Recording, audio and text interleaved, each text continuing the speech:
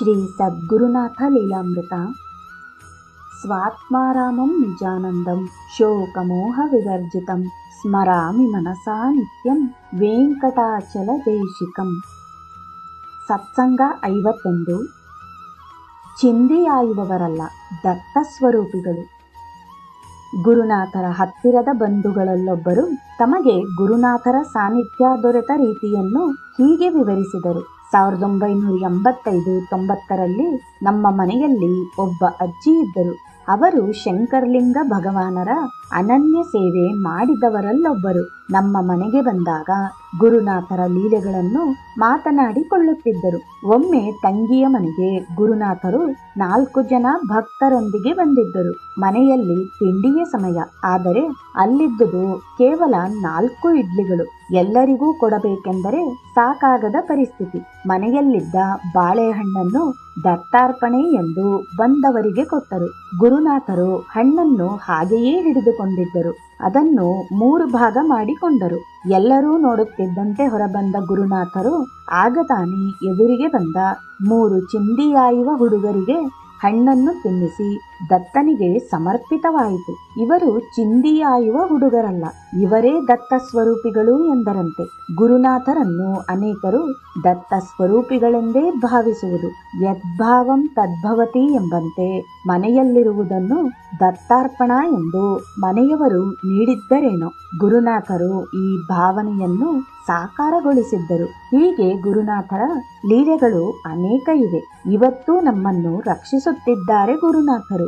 ನಾವಿಷ್ಟೊಂದು ಆನಂದವಾಗಿ ನೆಮ್ಮದಿಯಿಂದ ಅವರ ಸೇವೆ ಮಾಡುತ್ತಾ ಜೀವನ ಸಾಗಿಸುತ್ತಿರುವುದೇ ಅವರಿಂದೂ ಇರುವುದಕ್ಕೆ ಸಾಕ್ಷಿ ಎಂದರು. ಗೋಣಿ ಚೀಲದಲ್ಲಿದೆ ಶಿವಲಿಂಗ. ಮುಂದೆ ಗುರುನಾಥರ ಲೀಲೆಯ ಮತ್ತೊಂದು ಪ್ರಸಂಗ ಹೀಗೆ ಪ್ರಕಟವಾಯಿತು. ಗುರುನಾಥರು ಶ್ರೀ ಶ್ರೀ ಚಂದ್ರಶೇಖರ ಭಾರತೀ ಸ್ವಾಮಿಗಳ ಭಾವ ಸಮಾಧಿಯನ್ನು ನಿರ್ಮಿಸಲು ಆಯ್ದುಕೊಂಡ ಮೊದಲ ಕ್ಷೇತ್ರವಾದ ಬಾಣಾವರದಲ್ಲಿ ನಿರ್ಮಾಣ ಕಾರ್ಯ ಸಾಗುತ್ತಿತ್ತು. ಅಲ್ಲಿ ಕೂರಿಸಿ ಪೂಜಿಸಲು ಶಿವಲಿಂಗದ ಬಾಣಕ್ಕಾಗಿ ನರ್ಮದಾ ತೀರದಿಂದ ಬಾಣ ತರಿಸುವುದೆಂದು ಶಿಷ್ಯರನ್ನು ಕಳಿಸಿದರು. ಅಲ್ಲಿ ಹೋಗಿ ಹುಡುಕಾಡಿ ಎಲ್ಲಿಯೋ ಶಿವಲಿಂಗದ ಬಾಣ ಸಿಗದಾಗ ಗುರುನಾಥರನ್ನು ಕೇಳಿದ್ದರಂತೆ. ಅದಕ್ಕವರು, ಇಲ್ಲಿಂದಲೇ ಅಲ್ಲೇ ನೋಡಿರಯ್ಯ, ಒಂದು ಗೋಣಿ ಚೀಲದಲ್ಲಿ ಬಾಣವನ್ನು ಇಟ್ಟುಕೊಂಡು ಒಬ್ಬ ಮಾರಲು ತಂದಿದ್ದಾನೆ, ಬಹು ಬೆಲೆ ಬಾಳುವುದು, ಅದನ್ನೇ ತನ್ನಿರಿ, ಕೊಡುತ್ತಾನೆ ಎಂದರಂತೆ. ಲಕ್ಷಗಳ ಮೌಲ್ಯವಾದದ್ದಾಗಿತ್ತದು. ಗುರುವಿನ ಅನುಮತಿ ರಾಜಾಜ್ಞೆಯನ್ನು ಮೀರಿತ್ತು. ಅಂತೂ ಶಿಷ್ಯರುಗಳು ಪತ್ತೆ ಹಚ್ಚಿದ್ದರು.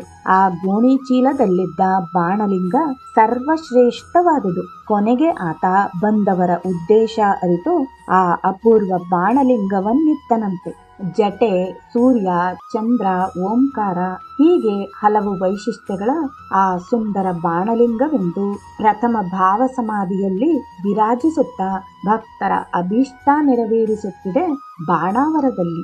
ಗುರುನಾಥರ ಗುರುಗಳಾದ ಶ್ರೀ ಕೃಷ್ಣ ಯೋಗೀಂದ್ರ ಸರಸ್ವತಿಗಳ ಪ್ರಮುಖ 4 ಶಿಷ್ಯರ ಸಮಾಧಿಗಳಲ್ಲಿ 3 ಗುರುನಾಥರೇ ಗುರುತಿಸಿದ್ದರಂತೆ.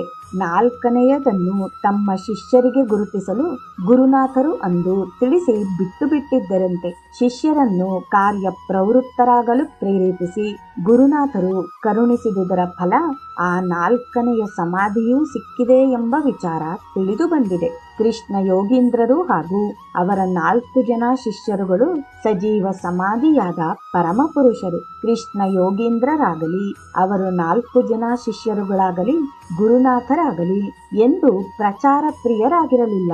ಅನನ್ಯವಾಗಿ ಸದ್ಭಕ್ತಿಯಿಂದ ಬಂದವರಿಗೆ ದರ್ಶನವಿಟ್ಟು ಹರಸುವ ಕರುಣಾಶಾಲಿಗಳಾಗಿದ್ದರು. ಗುರುನಾಥರ ಪ್ರಯತ್ನದಿಂದ ಈ ಎಲ್ಲ ಮಾಯಾಯೋಗಿಗಳ ಸ್ಥಳಗಳು ಭಕ್ತಕೋಟಿಗೆ ದೊರೆತಿರುವುದು ಗುರುಕರುಣೆಯೇ ಅಲ್ಲದೆ ಮತ್ತೇನು? ಹೋಗಯ್ಯ, ಬಾಣಾವರಕ್ಕೆ ಹೋಗಿ ಅಲ್ಲಿ ಆರಾಧಿಸಿ ಅಲ್ಲಿ ಪೂಜಿಸಿದರೆ ನನಗೆ ಸಲ್ಲುತ್ತದೆ ಎಂದು ಅನೇಕ ಸಾರಿ ತಮ್ಮ ಶಿಷ್ಯರನ್ನು ಗುರುನಾಥರು ಹೇಳಿ ಕಳುಹಿಸುತ್ತಿದ್ದುದನ್ನಿಲ್ಲಿ ಸ್ಮರಿಸಬಹುದು. ಎಲ್ಲ ತಾವಾಗಿದ್ದರೂ ಎಲ್ಲವನ್ನು ಶಿಷ್ಯರಿಗವರು ಕರುಣಿಸಿದ್ದರು.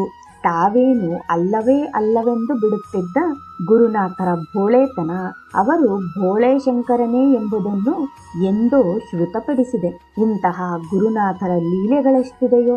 ನಾಳೆಯೂ ಬನ್ನಿ, ನಮ್ಮೊಂದಿಗಿರಿ. ಭಾವುಕ ಮಿತ್ರರೇ, ನಾಳೆ ಮತ್ತೇನನ್ನು ಕರುಣಿಸುತ್ತಾನೋ ಸ್ವೀಕರಿಸೋಣ ಅಲ್ಲವೇ. ಓಂ ನಮೋ ಭಗವತೆ ಸದ್ಗುರು ಶ್ರೀ ವೆಂಕಟಾಚಲ ಅವಧೂತ ಗುರುನಾಥಾಯ ನಮಃ.